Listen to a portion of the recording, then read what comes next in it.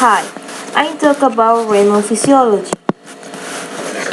Renal physiology is the study of the physiology of the kidney. The main function of the kidney is the regulation of the internal environment through excretion of water and metabolites. Renal physiology. One of the primary functions of the kidney is better understood at the level of the nephron.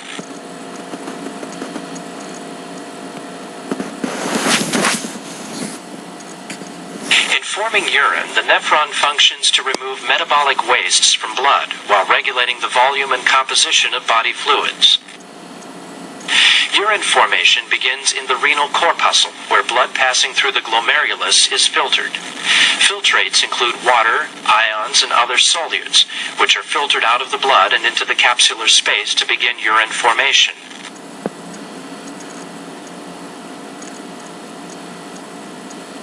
Urine passes into the proximal convoluted tubule, then into the nephron loop.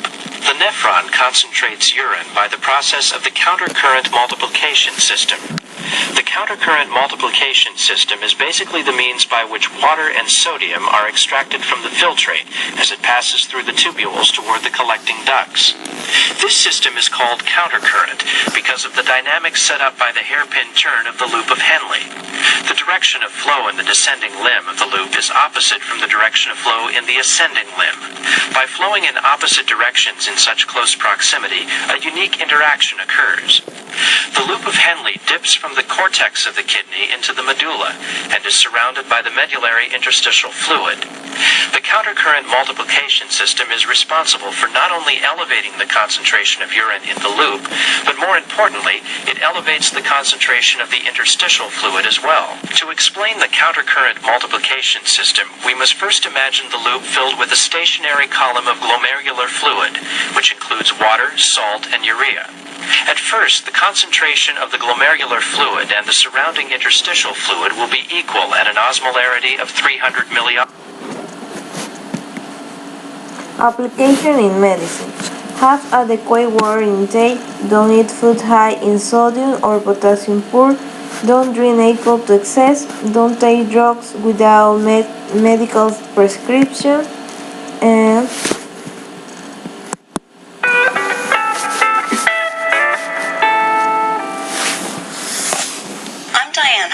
and this is how to keep kidneys healthy longer by eating the right foods.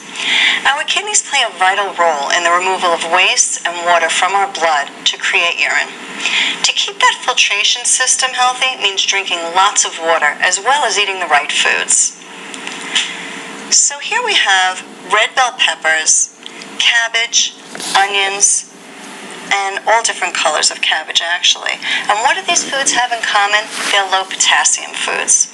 Low potassium foods such as these are great for supporting kidney health longer. You can certainly eat them raw in crudités, saute them up, and add them to different dishes. And that would just be great for you. Water is also an important key in keeping your kidneys healthy.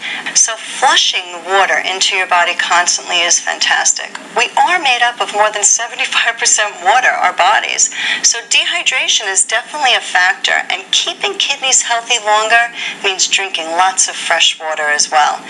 Add some beautiful fresh sliced lemon. Add some fresh cucumbers. That will help you drink more, be refreshed, and really add some good nutrition into your body.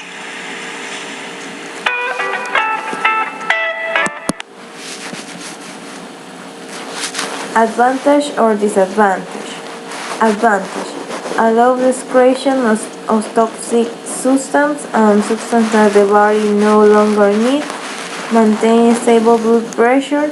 And disadvantage.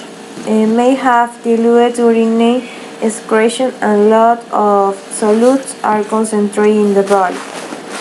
May there be concentrated excretion of urine, leaving the body less concentration of solute and more water. Pressure. And why is it important? Plus, how does our body maintain blood pressure?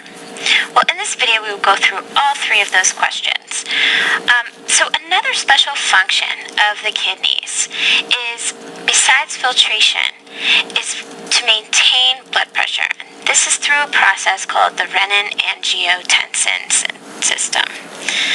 Renin-angiotensin 2 system, to be specific. First, blood pressure is defined as the pressure of blood as it is applied to the walls of blood vessels when the heart contracts. Blood pressure is important to homeostasis in the body, or balance, because it helps the body, 1, maintain temperature, and 2, proper delivery of nutrients to the body. So how does this work? Well, let's start with the kidneys. The kidneys depend solely on blood pressure for helping it filter blood. So the kidneys conveniently control one of the switches, so to speak, of lowering or raising the blood pressure. So step 1, when the blood pressure is low, the kidneys release a substance called renin. Step 2, renin causes the production of a chemical known as angiotensin 2 through this cascade of reactions. And in step 3, angiotensin 2 causes the constriction of blood vessels. So I will put an arrow whereby constriction means the lessening of the diameter in the blood vessels. And when the blood vessels are constricted, the blood pressure rises. And disease: nephrolithiasis, hypertension, metabolic acidosis, and alkalosis by excess hydrogen and decrease. If oxygen is cut off, glucose is still broken down into its waste product, pyruvate. However, this energy is inadequate for cellular function.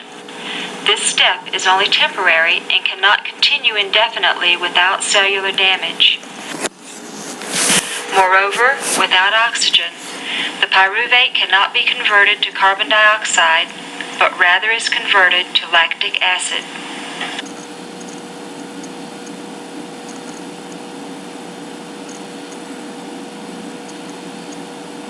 If oxygen is not restored, lactic acid builds up in the blood and tissues, lowering the pH of both. The pH scale is the measurement of acidity in the blood or tissues. It should be noted that this scale is a scale of inverse relationships, meaning the greater the lactic acid buildup, the lower the number on the pH scale. The pH level of blood is normally between 7.3 and 7.4. If it goes much higher, it becomes alkaline, much lower, and it becomes acidic. The liver attempts to reverse the cycle by turning lactic acid back into pyruvate or glucose. However, when it cannot keep up, the blood becomes acidic.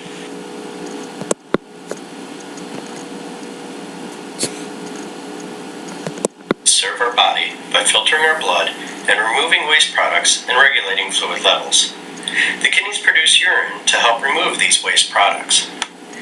The main parts of the kidney consist of the capsule,